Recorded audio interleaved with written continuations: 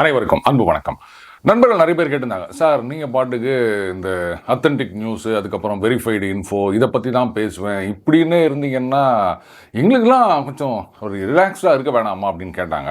கூடவே உங்களுடைய அந்த சிரிப்பு நிருபர் கழுதையார் எங்கள் காட்டுக்கு போனவர் திரும்பி வரலையா அப்படின்னாங்க. ரைட், இன்றைக்கி வந்து முழுக்க நமது சிரிப்பு நிருபர் கழுதையார் அவர்கள் நம்பத்தகாத வட்டாரங்களிலிருந்து கலெக்ட் பண்ணிட்டு வந்த செய்திகளை மட்டும்தான் அவங்களோட ஷேர் பண்ணிக்க போகிறோம் அப்படின்னு. முதல்ல தமிழகத்திலிருந்து ஒரு முக்கியமான அரசியல் விஐபி அவர் வந்து ட்ரம்ப்பை தொடர்பு கொண்டதா நமக்கு ஒரு செய்தி வந்திருக்கின்றது. எதுக்காக அப்படின்னா, அந்த பிரிந்திருக்கும் கட்சி அதில் நிறைய பேர் நிறைய இடத்துல இருக்காங்க இல்லையா, அவங்களையெல்லாம் வந்து நீங்கள் ஒன்று சேர்த்து கழகத்தை மீண்டும் ஒன்றாக்க வேண்டும் அப்படின்னு அவங்க ஒரு கோரிக்கையை வச்சிருக்கிறதாகவும், ட்ரம்ப் வந்து ரொம்ப ஆர்வமாக, ஐயோ அதுக்கு என்ன, நான் எதையோ மீடியேட் பண்ணியிருக்கேன், யாருக்கோ சண்டையெல்லாம் நிறுத்தி வச்சுருக்கேன், இதை நிறுத்த மாட்டேனா அப்படின்ட்டு களத்தில் குதிக்க போவதாக நமக்கு ஒரு சிரிப்பு தகவல் வந்திருக்கின்றது. கூட என்ன சொல்லிட்டாரா, இந்த பாருங்க, நீங்கள் வந்து ஒன்று சேரவில்லை அப்படின்னு சொன்னால் அந்த சோஷியல் மீடியாலாம் இருக்குல்ல, அது என்னது, இந்த இன்ஸ்டாகிராமு, ஃபேஸ்புக்கு, அதுக்கப்புறம் ட்விட்டர், நவ் எக்ஸ், இதெல்லாம் வந்து அமெரிக்க நிறுவனங்கள் தானே கண்ட்ரோல் பண்ணிகிட்ருக்காங்க. அதுக்கப்புறம் உங்களை எல்லாம் அதுலேருந்து நான் பேன் பண்ணிடுவேன், உங்களை யாரும் போஸ்ட் போடவே விட மாட்டேன், உங்கள் ஐடி விங்கெல்லாம் யூஸ்லெஸ் ஆகிரும் அதுக்கப்புறம் அப்படின்னு மிரட்ட போவதாகவும் நமக்கு தகவல் வந்திருக்கின்றன. ஸோ விரைவிலேயே அந்த பிரிந்தவர்கள் ஒன்றிணைவார்களா, அந்த கண்கள் பனித்தன, இதயம் கனத்தது அப்படின்னா வெளில போகிறது, கண்கள் பனித்தன அப்படின்னா உள்ளே வருது, அதுதானே டெம்ப்ளேட்டு, அந்த மாதிரி ஆகலாம் அப்படின்னு கூட நமது அமெரிக்காவிலிருந்து கழுதையார் நமக்கு தகவல் கொடுத்திருக்கார் நண்பர்களே. கூடவே இன்னும் பல அதிரடிகளையும் அண்ணன் ட்ரம்ப் அவர்கள் செய்ய போவதாக தகவல் வந்திருக்கின்றன. உதாரணத்துக்கு, இந்த கர்நாடகத்திலேருந்து காவிரி தண்ணீர், அந்த மேகேதாத்து அணை, இது ரொம்ப நாளாக பிரச்சனையாக இருந்துட்டு இருக்கு இல்லையா. DK சிவகுமார் அவர் வேற சொல்லியிருந்தார், பாருங்க, தமிழக நலனுக்காகத்தான் நாங்கள் வந்து அணை கட்டுகிறோம், இதனால் வந்து பயனடைய போவது தமிழகம் தான் அப்படின்னு சொல்லிக்கிறாரு. அதை வேற யாரோ சொல்லியிருக்காங்க, பாருங்க, தமிழ்நாட்டு மக்களுக்காக கர்நாடகத்தில் இருக்க காங்கிரஸ் அரசியல்வாதிகள்லாம் எவ்வளோ கஷ்டப்பட்டு காசு செலவு பண்ணி ஒரு அணை கட்டுறாங்க அப்படிங்க. பட் இந்த சைட்லேருந்து என்ன சொல்கிறாங்க, எல்லாம் கரெக்டு தாங்க, ஆனால் தண்ணி வராது, என்ன பண்ணுறது அப்படின்ன உடனே, சரி ரைட்டு, இந்த பிரச்சனையிலையும் வந்து நான் களத்தில் இறங்குறேன், ரெண்டு பேருக்கும், அதாவது கர்நாடக காங்கிரஸ் தலைவர்கள், தமிழகத்தில் இருக்க மற்ற எல்லா கட்சிகள், இவங்களுக்குள்ள நான் ஒரு சமரசத்தை உண்டாக்குகிறேன் அப்படின்னு இதையும் வந்து அடுத்த அஜெண்டாவில் அவர் நோட் பண்ணியிருக்கிறதா CIA தரப்பு வட்டாரங்கள் நமக்கு கூறுகின்றன. அடுத்தது, இதுதான் வந்து பெரிய சிக்கல். இந்த கர்நாடக பிரச்சனையாவது ஓகேங்க, ரெண்டு பேரும் வந்து ஏதோ பேசிட்டு போகிறாங்க அப்படின்னு வச்சுக்கலாம். ஆனால் இங்கே இந்த முல்லைப்பெரியார் பிரச்சனை இருக்குல்ல, அதுதான், இதுலேயும் வந்து நான் சமரசம் செய்ய போகிறேன் அப்படின்னு ட்ரம்ப் அவர்களை ஒத்துக்க வச்சுருக்காங்க போல இருக்கு. சிக்கல் என்னென்னா, அங்கே இருக்கிறது டோலர்ஸ், அவங்களுக்கு வந்து அமெரிக்கானாலே ஆகாது. ஏதோ புட்டின் வந்து சமரசம், இல்லை, இப்போ புட்டின்லாம் ஒத்து வராது, ஜிங்கு பிங்கு வந்தால் தான் அவங்க ஒத்துப்பாங்க டோலர்கள்லாம். ஸோ அவர் வந்து முதலாளித்துவ நாடு, யார், அமெரிக்கா, ஆமாம், அவரே ஒரு முதலாளி தானே, அதனால் அவர் பேச்சுவார்த்தை நடத்தினா அதை நாங்கள் ஏற்றுக்க மாட்டோம் அப்படின்னு சகாவுக்கள் சொன்னதாகவும் இன்னொரு சிரிப்பு தகவல் நமக்கு கூறுகின்றது. இந்த மாதிரி நிறைய பிரச்சனைகள் இப்போ ட்ரம்ப் கிட்ட போயிருக்கான். அமெரிக்க மக்கள்லாம் வந்து நொந்து நூலாக போயிருக்காங்க. ஏன் இந்த மாதிரி வந்து எல்லா பிரச்சனை, உலக பிரச்சனைகள் இதுலேயே வந்து அவர் கான்சன்ட்ரேட் பண்ணிட்டு இருந்தாருன்னா, அதுக்கப்புறம் அமெரிக்கா பிரச்சனைகள்லாம் யார் தீர்க்கிறது? இங்கே சீனாவிலேருந்து பொருட்கள்லாம் வரவில்லை, இந்த பெரிய ஆன்லைன் நிறுவனங்கள், அதுக்கப்புறம் இந்த சூப்பர் மார்க்கெட், வால்மார்ட் மாதிரியான நிறுவனங்கள், அங்கெல்லாம் வந்து சரக்குகள் குறைஞ்சிட்டே இருக்குது, நாங்கள்லாம் எங்கே வாங்கிறது, விலைவாசி ஏறிக்கினே இருக்குது. திடீர்னு என்ன பண்ணுறாரு, மருந்து விலையெல்லாம் குறைக்கிறேன் அப்படின்றாரு. மருந்தையா தனிக்கும் தின்னுட்டு இருக்க போகிறோம், மற்ற விஷயங்கள் தானே, இதெல்லாம் வந்து கவனிக்காமல் இருக்காரு. தயவு செஞ்சு உலக நாடுகள் வந்து யாரும் ட்ரம்ப் பக்கம் வராதிங்க அப்படின்னு அமெரிக்க மக்களெல்லாம் ஒன்று சேர்ந்து ஒரு கோரிக்கை வைக்கப் போவதாகவும் நமக்கு ஒரு தகவல் வந்திருக்கின்றன. இது நடுவில் பாகிஸ்தானிலிருந்து அங்கே இருக்க மக்கள்லாம் என்ன ஒரு ஸ்டேட்மெண்ட் கொடுத்துருக்காங்களாம், ஏங்க உங்கூரில் ஒருத்தர் ஏதோ ஒரு பொம்மை ட்ரோன் வச்சுக்கினே பார்த்தீங்களா, இதெல்லாம் வந்து நமக்கு தெரியல அப்படி அப்படின்னு சொன்னார், அவருக்கு ஒன்றுமே தெரியல அப்படின்னு நிரூபிப்பதற்காக நீங்கள் உங்களுடைய ட்ரோனெல்லாம் எங்கள் ஊருக்குள்ளே விட்டு இங்கே இருக்கிறதெல்லாம் நாசம் பண்ணிட்டு போயிட்டீங்க, அவரை வச்சு காமெடி பண்ணுறேன் அப்படின்னு சொல்லிட்டு எங்கள் நாட்டையும் எங்கள் மக்களையும் ட்ராஜடிக்கு உள்ளாக்கிட்டீங்களே, இது நியாயமா? அந்த ஒருத்தருக்காக இன்றைக்கி பாகிஸ்தானில் இவ்வளோ அழிவா அப்படின்லாம் ரொம்ப சோகமாக வந்து ஒரு கேள்வி எழுப்பியிருப்பதாகவும் நமக்கு ஒரு செய்தி வந்திருக்கின்றது. அது என்னவோ வாஸ்தவம் தான். அண்ணா ராகுல் காந்தி அவர்கள் வந்து ஒரு ட்ரோன் வச்சுருந்தார், பார்த்தீங்களா இதெல்லாம் எப்படி இருக்குது அப்படின்னு. அது வேறு சைனீஸ் ட்ரோன் அப்படின்லாம் வேற சொன்னாங்க. அது தடை செய்யப்பட்டதாச்சு, அது எப்படி இங்கே வந்தது அப்படின்னு பாஜக தரப்புலாம் நிறைய கேள்வி எழுப்பியிருந்தார்கள். இப்போது இந்திய ட்ரோன் தொழில்நுட்பம் இதை பற்றி யாருக்குமே சந்தேகம் வந்திருக்காது அப்படின்னு நினைக்கிறேன். ஆனாலும் அண்ணன் ராகுல் காந்தி அவர்களுடைய சந்தேகத்தை யாருமே தீர்க்க முடியாது. அது வேற ரகம் சந்தேகத்தை சொன்னேன். நீங்கள் வேற ஏதாவது நினச்சிக்க போகிறீங்க. Right, jokes apart. என்ன சார் ட்ரம்ப்பை இந்த வாரம் வர்றீங்க? அன்னைக்கு நீங்கள் தானே ட்ரம்ப்பை சப்போர்ட் பண்ணியிருந்தீங்க, அவர் தான் பிரசிடென்ட் ஆகணும் அப்படின்லாம் சொல்லியிருந்தீங்க. இன்னைக்கு ஏதோ ஒரு ஸ்டேட்மெண்ட் கொடுத்துட்டார், நான் தான் மத்தியஸ்தம் பண்ணேன் அப்படின்னு சொல்லிட்டார், அப்படின்றதுனால நீங்கள் அவரை கழுவி ஊற்றுறீங்களா அப்படின்னு கேட்கலாம். அப்படிலாம் கிடையவே கிடையாது. இந்த காஷ்மீர் பிரச்சனையில் முதல்ல இது காஷ்மீர் பிரச்சனை கிடையாது, பாகிஸ்தான் தான் பிரச்சனை. அதை பற்றி நம்ம பின்னாடி விரிவாக டிஸ்கஸ் பண்ணலாம் இன்னொரு நாள். இந்த மத்தியஸ்தம் பண்ணுறேன் அப்படின்னு சொல்கிறது இன்றைக்கி என்னவோ புதுசாக சொன்னார் அப்படின்னு நினச்சிக்காதீங்க. ஏற்கனவே இம்ரான்கான் பிரைம் மினிஸ்டராக இருக்கும்போது அவர் அமெரிக்கா போயிட்டு ட்ரம்ப்பை சந்திக்கிறார். முதல்ல ட்ரம்ப் பிரசிடெண்ட்டாக இருக்கும்பொழுது அப்போ அவர் சொல்கிறார், காஷ்மீர் ரொம்ப நல்ல பிளேஸ், அங்கே எல்லாம் பாம்பு தான் போட்டுருக்கிறாங்க. நல்ல காலம் அவருக்கு இந்த தமிழ் பாட்டு தெரியலன்னு நினைக்கிறேன். காஷ்மீர் பியூட்டிஃபுல் காஷ்மீர் அப்படின்னு நம்ம எம்பி ஒருத்தர் பாடினார்ல. ஆமாம், அது வேறு சொல்லார், நல்ல பேர் நல்ல ஊர், ஆனால் இப்படி இருக்க நீங்கள்லாம் இப்படி அடிச்சுன்னுக்கிறீங்களா, 2 கண்ட்ரியுமே ரொம்ப நல்ல கண்ட்ரி, நீங்கள்லாம் இது மாதிரி பண்ணிருக்கிறீங்களா, உங்களுக்கு வேணும்னா சொல்லுங்க, நான் மீடியேட் பண்ணுறேன், ஆர்பிட்ரேட் பண்ணுறேன் அப்படின்லாம் சொல்கிறாரு. உடனே இம்ரான்கான் சொல்கிறாரு, நீங்கள் மட்டும் அப்படி பண்ணிட்டீங்கன்னா ஒரு 100 கோடி பேருடைய ப்ரேயர்ஸ் உங்களுடன் இருக்கும் அப்படின்றாரு. 100 கோடியா? எந்த 100 கோடி? பாகிஸ்தானுடைய ஜனத்தொகை 100 கோடி கிடையாது, இந்தியாவுடைய ஜனத்தொகை அதுக்கும் மேலே. எப்படி இந்தியாவில் இருக்க மக்கள் தான் மத்தியஸ்தம் வேணும் அப்படின்னு வேண்டினுக்கிறாங்களா? இம்ரான்கான் பாகிஸ்தான் அவங்க தான் கேட்டுனுக்கிறாங்க. இதில் 100 கோடி எங்கேருந்து வந்ததுன்னு தெரியல, என்ன கணக்கு சொன்னார்னு தெரியல. இப்போ அவரை கேட்கலாம் அப்படின்னா பாவம் ஜெயிலில் இருக்கிறாரு. ஜெயிலே அவருக்கு பலவிதமான கொடுமைகள் நடந்து கொண்டிருக்கின்றன அப்படின்லாம் நிறைய செய்தி வந்திருக்கு. என்ன கொடுமை அப்படின்னு இல்லை, என் வாயால் சொல்ல முடியாது, அந்த அளவுக்கு கொடுமையாக இருக்குது அது. இதனோட அவர் ஜெயிலில் இறந்து விட்டார் அப்படின்லாம் வேற ஒரு ஃபேக் நியூஸ் சுற்றிட்டு இருந்ததுங்க. சரி, ரைட்டு, அவர் இருக்காரா இல்லை இறந்தாரா அப்படின்றத பாகிஸ்தான் தான் சொல்லணும். ஆனால் என்னென்னா அவங்க சொன்னால் அவங்க நாட்டு மக்களே நம்ப மாட்டாங்க. பட் இந்தியாவில் இருக்க நிறைய பேர் பாகிஸ்தானில் சொல்கிறத மட்டும்தான் நம்பிட்டுக்கிறாங்க. அது என்ன ஒரு ட்ராஜடின்னு தெரியல நம்ம பொறுத்த வரைக்கும். அந்த ஊர் மக்களே அவங்க அரசாங்கத்தை நம்பாத போது இங்கே இருக்கிற சில பேர் பாகிஸ்தான் சொல்வதை மட்டுமே நாங்கள் நம்புவோம் அப்படின்னா சரி விடுங்க, இதெல்லாம் அரசியலில் சாதாரணமாப்பா அப்படின்ட்டு ஒதுங்கி போக முடியாது. இவங்களை ஐடென்டிஃபை பண்ணி நாம் அவங்கள ஒதுக்கி வைக்கணும். அதுதான் ரொம்ப ரொம்ப முக்கியம். இதில் காங்கிரஸில் பார்த்தீங்கன்னா நிறைய கேட்டுட்ருக்காங்க, என்னங்க இது ட்ரம்ப் போகிற இடத்துலலாம் நான் தான் மத்தியஸ்தம் பண்ணேன் அப்படின்னு சொல்லிட்டு இருக்காரு. இது எப்படி ஏற்றுக்க முடியும்? இது என்ன காரணம்? அவர் ஏன் அப்படி சொல்கிறாரு? இதை பற்றி விவாதிப்பதற்கு பார்லிமெண்ட்டோட சிறப்பு கூட்டம் கூட்டப்பட வேண்டும் அப்படின்லாம் கேட்டிருக்காங்க. அனைத்து கட்சி கூட்டம் அப்படின்னு வேறு சில பேர்லாம் கேட்டிருக்காங்க. சரத்பவார் அவர்கள் வேறு கேட்டிருக்காரு. எனக்கு என்னென்னா, ட்ரம்ப் பேசினார் அப்படின்னா அதை அந்த நாட்டில் இருக்க மக்கள் தான் யோசிக்கணும். இன்னும் இந்த இந்த மாதிரிலாம் பேசினுக்கிறாரு அப்படின்னு. அவர் இன்றைக்கி நேற்று பேசுகிறார், ஏற்கனவே நம்ம பார்த்துட்டோம். இம்ரான்கான் இருக்கும்போது இதைத்தான் சொல்லினுக்கிறாரு. உள்நாட்டில் இருக்க பிரச்சனையை விட்டுட்டு உலகத்தில் இருக்கிற பிரச்சனையை தான் சால்வ் பண்ணணும். அது என்னவோ தெரியல, அமெரிக்க சினிமாலாம் கூட பார்த்தீங்கன்னா உலகத்துக்கு அழிவு அப்படின்னா அமெரிக்கன் பிரசிடென்ட்டு இல்லை அமெரிக்கன் ஆர்மி இவங்க தான் போய் காப்பாற்றுவாங்க. ஏலியன்ஸ் வராங்க அப்படின்னா அவங்க வேறு எங்கேயும் போக மாட்டாங்க, நேராக அமெரிக்காவுக்கு தான் வராங்க. அதுவும் என்னன்னு தெரியல, இந்த இல்லீகல் இமிகிரண்ட்ஸ் தான் அமெரிக்காவுக்கு போயின்னுக்கிறாங்க அப்படின்னு சொன்னால், ஓ ஏலியன்ஸும் ஒரு விதத்தில் இல்லீகல் இமிகிரண்ட்ஸோ, அதனால தான் அவங்களும் அமெரிக்காவில் போய் இறங்குறாங்களோ இருக்கலாம். அந்த இண்டிபெண்டன்ஸ் டே படத்தில் பிரசிடென்ட்டே களத்தில் குதிப்பார், அந்த மாதிரி நினச்சிட்டார் போலகுது. அண்ணன் ட்ரம்ப் ஒரு பிஸ்னஸ் மேன், சினிமா நடிகர் கிடையாது. ஆனாலும் சினிமாவின் தாக்கத்துக்கு அப்படியே உள்ளாகி இருக்கின்றார் அப்படின்னு நினைக்கிறேன். அப்படியே கிட்டத்தட்ட ஒரு தமிழ்நாடு இந்திய அரசியல் மாதிரி உங்களுக்கு தெரியுதில்ல. இதுதான் நான் சொல்லுது, அரசியல் அப்படின்றது உலகம் முழுக்க ஒரே மாதிரி தான், எந்த வித்தியாசமும் கிடையாது. எல்லா இடத்துலையும் அரசியல்வாதிகளுக்கு அது காமெடி, மக்களுக்கு அது ட்ராஜடி. இதுதான் நிதர்சனம். இதுக்கு நடுவில் அண்ணன் ட்ரம்ப் இப்போ சவுதி அரேபியா போயிருக்கார். சவுதி அரேபியாவில் அவருக்கு சிறப்பான வரவேற்பு அளிக்கப்பட்டது. கரெக்ட், அமெரிக்கன் பிரசிடென்ட் அப்படின்னும் போது உலகத்திலே ஒரு பவர்ஃபுல் போஸ்ட்டு, அதனால் அவருக்கு அந்த மரியாதைகள் வரவேற்பு இதெல்லாம் அண்டர்ஸ்டாண்டபிள். சவுதி அரேபியாவில் என்ன சொல்லியிருக்காங்க, கிட்டத்தட்ட ஒரு 140 பில்லியனுக்கு ஆயுதங்கள்லாம் வாங்க போகிறாங்களாம்.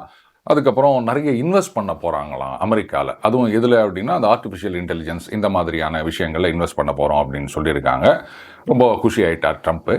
கட்டார்லேருந்து என்ன பண்ணியிருக்காங்க, ஒரு போயிங் ஜம்போ ஜெட் அதை அமெரிக்காவுக்கு கொடுக்கிறோம் அப்படின்னு சொல்லியிருக்காங்க. அது எதுக்காகன்னா அமெரிக்கன் பிரசிடென்ட் ட்ராவல் பண்ணுறாரு இல்லையா, அந்த ஏரோப்ளேனை ஏர்ஃபோர்ஸ் 1 அப்படின்னு சொல்லுவாங்க. உலகத்திலேயே ரொம்ப ஹைடெக் வசதிகளுடன் இருக்கின்ற ஒரு பிளேன் அது ரொம்ப வருஷம் ஆகிப்போச்சு. அதனால் என்ன பண்ணியிருக்காங்க, நீங்கள் அதை உங்களுக்கு ஏற்ற மாதிரி மாடிஃபை பண்ணி இதை நீங்கள் இந்த சொகுசு பிளேன் வச்சுக்கோங்க, கூடவே இப்போ அமெரிக்காவில் மற்ற பேர்லாம் என்ன கேட்டுட்ருக்காங்கன்னா, இது வந்து அவர் பிரசிடெண்ட்டாக இருக்கிற வரைக்கும் அவர் அதை யூஸ் பண்ணுவாராம் அண்ணன் ட்ரம்ப்பு. அதுக்கப்புறமா அவர் பதவி விட்டு இறங்கின உடனே அது வந்து ட்ரம்ப்புடைய லைப்ரரிக்கு போயிருமா. ஏங்க, லைப்ரரியில் ஏரோப்ளைனை பற்றின புத்தகத்தை வைக்கலாம்.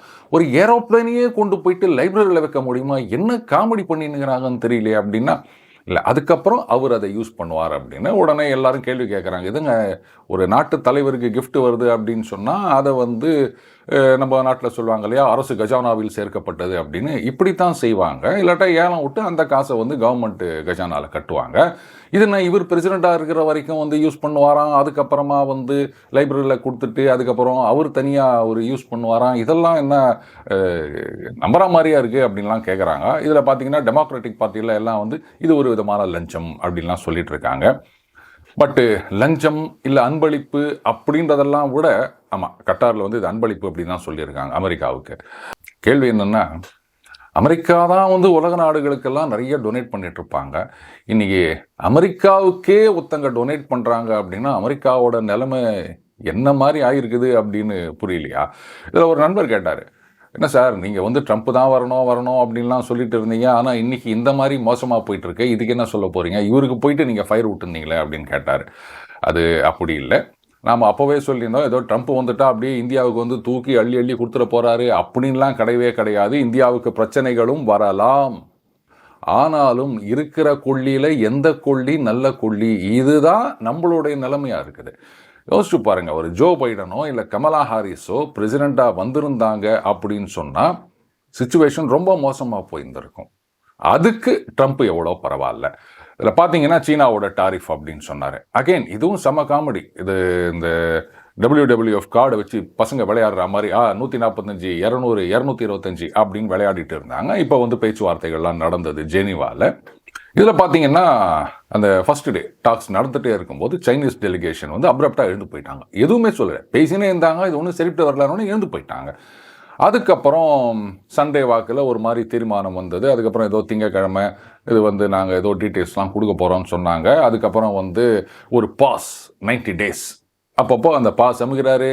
நம்ம அந்த வீடியோ கேம்ஸ் விளையாட்டு போது பாஸ் அமுக்கிட்டு வெளில போவோமே, அந்த மாதிரி ஒரு கேம் மாதிரி தான் நடத்திட்டு இருக்காருன்னு நினைக்கிறேன் ட்ரம்ப். மண்டே அன்றைக்கி டீட்டெயில்ஸ்லாம் கொடுக்க போகிறோம்னு சொன்னாங்க. பட் டீட்டெயில்ஸ் ஒன்றும் வரல, இந்த பாஸ் மட்டும்தான் வந்திருக்கு. அண்டு டாரிஃபை கொஞ்சம் குறைக்க போகிறோம் அப்படின்னு சொல்லியிருக்காங்க அந்த பாஸ் பீரியடில். இது வந்து அமெரிக்க இண்டஸ்ட்ரி மத்தியில் ஒரு பெரிய குழப்பத்தை உண்டாக்கியிருக்கு. என்னையா இந்த ஆள் வந்து ஒரேடியாக சைனாவை நசுக்க போகிறாரு, அந்த இண்டஸ்ட்ரியெல்லாம் மறுபடியும் வந்து அமெரிக்காவுக்கு வாங்க அப்படின்னு கொண்டு வர போகிறாருன்னு நினச்சோம். சரி ரைட்டு, ஏதோ முடிஞ்ச வரைக்கும் நம்ம கொண்டு வரலாம், மற்றதெல்லாம் வந்து மற்ற நாடுகளுக்கு எடுத்துகிட்டு போகலாம், China +1. குறிப்பாக கொரோனாவுக்கு பின்னாடி அது வந்து வலுப்பெற்ற ஒரு ஆர்கியூமெண்ட்டு. சைனாவை மட்டும் நம்பிட்டு இருக்க முடியாது, மற்ற நாடுகளுக்கு நம்ம போனோம் அப்படின்னு மேனுஃபேக்சரிங்காக. இதெல்லாம் வந்து காலி பண்ணலாம் அப்படின்னு நினச்சிட்டு இருக்கும்போது இந்த ஆள் வந்து இது மாதிரி பண்ணின்னுக்கிறாரு. அதாவது பாலிசி பேரலிசஸ்ன்னு சொல்லுவாங்க. முன்னாடி போகிறதா பின்னாடி வருதா அப்படின்னு எதுவுமே முடிவெடுக்க முடியாமல் திணறிக் கொண்டிருக்கின்றார்கள் அமெரிக்க இண்டஸ்ட்ரி. எனக்கு என்னவோ இந்த அமெரிக்க இண்டஸ்ட்ரியெல்லாம் ஒன்று சேர்ந்து மற்றவங்களை கிளப்பி விட்டு இந்த ட்ரம்ப்பை இந்த ட்ரேடு விஷயத்தில் நம்ம தலையிட விடவே கூடாது. அது பாட்டுக்கு அது தானாக போயிட்டுருக்கட்டும். இவரை வந்து இந்த முல்லைப்பெரியார் பிரச்சனை, அதுக்கப்புறம் இந்த காவிரி பிரச்சனை, முக்கியமாக இந்த கட்சிகள் பிரிந்தவர்கள் ஒன்று சேரும் பிரச்சனை, இப்படியே நம்ம அந்த பக்கம் துரத்தி விட்டோம் அப்படின்னு சொன்னால் இது ஆட்டோமேட்டிக்காக ஒரு மாதிரியாக செட்டில் ஆயிரும் அப்படின்னு நினச்சி தூண்டி விடுறாங்களோ அப்படின்னு கூட ஒரு கான்ஸ்பிரசி தியரி இருக்கின்றது. இதை பற்றி தெரிஞ்ச நண்பர்கள் கமெண்ட் போட்டிங்கன்னா எல்லாருக்கும் ஒரு கிளாரிட்டி கிடைக்கும் அப்படின்னு நினைக்கிறேன். இப்போது இந்த ட்ரேடு அக்ரிமெண்ட் எந்த அளவுக்கு ஒர்க் அவுட் ஆகும் அப்படின்னு தெரியலங்க. சீனா வந்து இந்த இன்டரிம் பீரியடை யூட்டிலைஸ் பண்ணிவிட்டு அவங்களுடைய அந்த belt and road initiative BRI இதை வந்து இன்னும் விகரஸாக பரப்பிட்டுருக்காங்க. இப்போது கொலம்பியா, அதுக்கப்புறம் சிலி, பிரேசில், இந்த 3 நாடுகளுடன் வேற அது ஒரு ஒப்பந்தம் போட போகிறாங்க. சிலியை பொறுத்த வரைக்கும் அவங்க வந்து ஒரு எக்கனாமிக் கோஆப்ரேஷன் அப்படின்னு தான் சொல்லியிருக்காங்க. BRIயில் முழுசாக சேர்ற மாதிரி எதுவும் இல்லைங்க. பட்டு கொலம்பியா அங்கே இருக்கவங்களே புலம்பிட்டு இருக்காங்க. ஏன்னா அங்கே அந்த ஒரு மெட்ரோ ப்ராஜெக்ட் இதை வந்து சீனா தான் அண்டர்டேக் பண்ணிட்டு இருக்காங்க. அதுக்கப்புறம் போர்ட் துறைமுகம் இதை வந்து 2 டெவலப் பண்ண போகிறோம் அப்படின்னு சொல்கிறாங்க. அதுக்கப்புறம் இந்த பக்கத்துலேருந்து அந்த பக்கத்துக்கு வந்து ஒரு ஹைஸ்பீடு ரயில் காரிடார் அப்படின்னு கேட்டால் இந்த சூயஸ் கேனாலுக்கு மாற்று மாதிரியான ஒரு அமைப்பு அப்படி இப்படின்லாம் சொல்லினுக்கிறாங்க. இதுக்கெல்லாம் கொலம்பியாவில் எங்கே காசு இருக்குது அப்படின்னு கேட்டால் அதெல்லாம் நம்ம கவலைப்பட வேண்டாங்க, அது சீனாக்கார் கொடுப்பாரு, அண்ணன் ஜிங்கிப்பிங்க கொடுப்பாருன்னு. சரி கொடுத்தா நீங்கள் திருப்பி கட்ட வேணாமா? எங்கே கட்ட போகிறோம், அவங்க கட்டுவாங்க. அந்த ரயில் காரிடார் போர்ட்டு அதெல்லாம் அதுக்கப்புறம் அவங்களே எடுத்துப்பாங்க. நாம் காசு கொடுக்க வேண்டிய அவசியமே கிடையாது. கேட்பாங்க, கொஞ்ச நாள் அந்த ப்ராஜெக்ட் முடிகிற வரைக்கும் நம்ம வட்டி கட்டிகிட்டு இருக்கணும். அதுக்கப்புறம் ஐயா எங்ககிட்ட காசே இல்லைங்க அப்படின்னா, அப்போ ரைட் அந்த போர்ட்டு அந்த ட்ரெயின் சிஸ்டம் இதெல்லாம் எங்களுக்கு எழுதி கொடுத்துரு அப்படின்னா, ஓகே ரைட்டு நம்ம எழுதி கொடுத்துருவோம்னா முடிஞ்சு போச்சு, அவ்வளோதான். ஆட்சியாளர்கள் ஊழல்வாதிகளாக இருந்தால் அந்த நாடு சீனாவுக்கு அடிமையாகிவிடும் அப்படின்றதுக்கு இது ஒரு சின்ன எடுத்துக்காட்டு. கிட்டத்தட்ட ஒரு 20 நாடுகள் இவங்கெல்லாம் வந்து இந்த டெட் ட்ராப்பில் மாட்டிட்டு இருக்காங்க. முக்கியமாக பாகிஸ்தானில் ஆரம்பித்து ஏராளமான நாடுகள். இப்போது மாலத்தீவுக்கு வந்து அவங்க முதல்ல பதவிக்கு வந்த உடனே அப்படின்னாலும் இப்போ மறுபடியும் ஒரு 50 மில்லியன் கிரெடிட் அட்ஜஸ்ட்மெண்ட் நம்ம கொடுத்துருக்கோம். இதெல்லாம் டிப்ளமசி. கேட்கலாம், என்ன சார் இது மாதிரி வந்து அவங்க நமக்கு எதிராக அவ்வளோலாம் பேசினாங்க அப்படின்னு. எல்லாம் கரெக்டு தாங்க, ஆனால் ஒரு ஆபத்துன்னு வரும்போது நம்ம தான் கை கொடுக்குறோம் அப்படின்றது இதெல்லாம் ப்ரௌனி பாயிண்ட்ஸ்னு சொல்லுவாங்க. என்றைக்காவது ஒரு நாள் யூஸ் ஆகும். ஒரேடியாக வந்து உடச்சிக்கிறது அப்படின்றது சரி வராது. வெட்டிடுவானா கட்டிட்டு வருவான் அப்படின்னு சொல்லுவாங்கள்ல, அந்த மாதிரி பாலிசியாக தான் நான் இதை பார்க்குறேன். இதில் வந்து டர்க்கி அவங்க வந்து ஏராளமான ட்ரோன்ஸ் எல்லாம் கொடுத்துருந்தாங்க.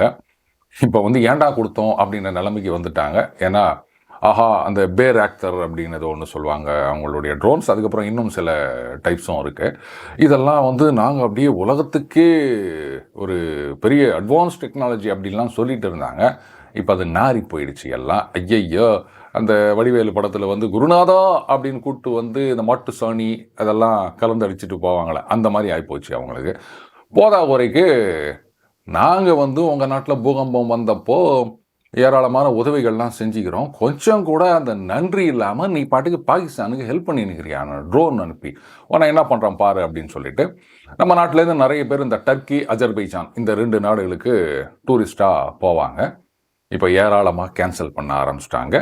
அண்டு மகாராஷ்டிராவில் பூனேயில் வந்து டர்க்கிலேருந்து நிறைய ஆப்பிள்லாம் இம்போர்ட் பண்ணுவாங்களாம். அதுக்கப்புறம் அந்த கிரானைட்டா டைல்ஸா ஏதோ சம்திங் மார்பிள் வாடவர் இதுவும் வந்து டர்க்கிலேருந்து இம்போர்ட் பண்ணிட்டு இருந்தாங்களா. அவங்க சொல்லிட்டாங்களா, நத்திங் டூயிங், நாங்கள் இனிமேல் உங்கள் நாட்டிலேருந்து ஒன்று கூட வாங்க மாட்டோம், எல்லாம் கேன்சல் பண்ணு அப்படின்ட்டாங்களாம்.